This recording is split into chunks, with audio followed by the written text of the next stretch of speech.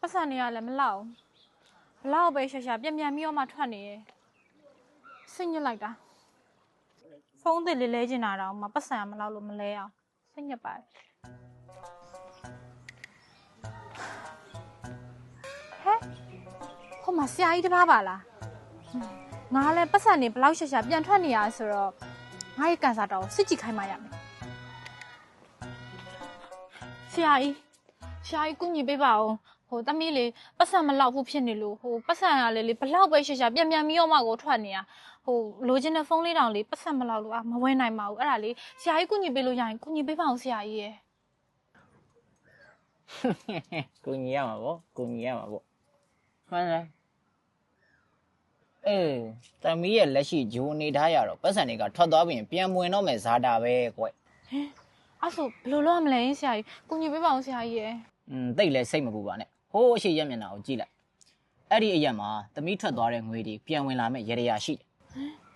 အဲ့ဒီဆိုင်မှာဖုံးတော့ဝယ်လိုက်ရင်တမီးပေးလိုက်တဲ့ငွေတွေကလမ်းခုလက်တင်ပြန်ဝင်လာလိမ့်မယ်ကွ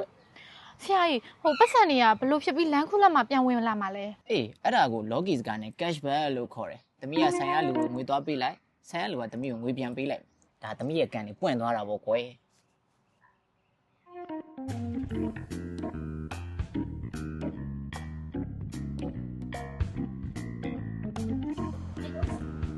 ဆရာကြီးပြောမှန်လိုက်တာပတ်စံနေတကယ်ကိုပြန်ဝင်လာတယ်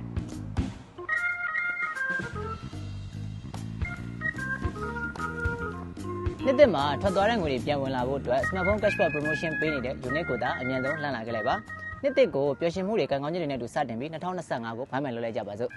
နှစ်သက်မှာဖုန်းနဲ့လမ်းကို New Year promotion အနေနဲ့ smartphone နဲ့ tablet ဝယ်ယူတဲ့သူတိုင်းချက်ချင်းဝယ်ချက်ချင်းရငွေသားလက်ဆောင်အများဆုံး3သိန်းကျပ်ထိရရှိမယ့် promotion လေးတွေကိုပြုလုပ်ပေးနေပါတယ်ဒါအပြင် authorized distributor ကပြုလုပ်တဲ့ promotion တွေကိုပါအမှန်ခံစားရရှိမှလည်းဖြစ်ပါတယ်New Year promotion အနေနဲ့ smartphone နဲ့ tablet ဝယ်ယူတဲ့ customer တွေအတွက်3သိန်းအထက်ဝယ်ယူသူတိုင်းငွေသားလက်ဆောင်1000ကျွဲကျပ်5သိန်းအထက်ဝယ်ယူသူတိုင်းငွေသားလက်ဆောင်3000ကျပ်10သိန်းအထက်ဝယ်ယူသူတိုင်းငွေသားလက်ဆောင်5000ကျပ်နဲ့30အထက်ဝယ်ယူသူတိုင်းငွေသားလက်ဆောင်3သိန်းကျပ်အထိရရှိမှာပဲဖြစ်ပါတယ်ဒီ promotion မှာခံစားရရှိမဲ့ brand တွေကတော့ Unit ရဲ့ရန်ကုန်ဆိုင်ခွဲတွေမှာဆိုရင် Infinite Techno, Oppo နဲ့ Huawei စတဲ့ brand တွေဖြစ်ပြီး Manly ဆိုင်ခွဲတွေမှာဆိုရင် Infinite Honor, Huawei စတဲ့ brand တွေဝယ်ယူသူတိုင်းရရှိမှာပဲဖြစ်ပါတယ် promotion ကာလလေးကတော့ January 4 ရက်နေ့ဖြစ်တာကြောင့်အမြန်ဆုံးတော့လာဝယ်လိုက်တော့နော်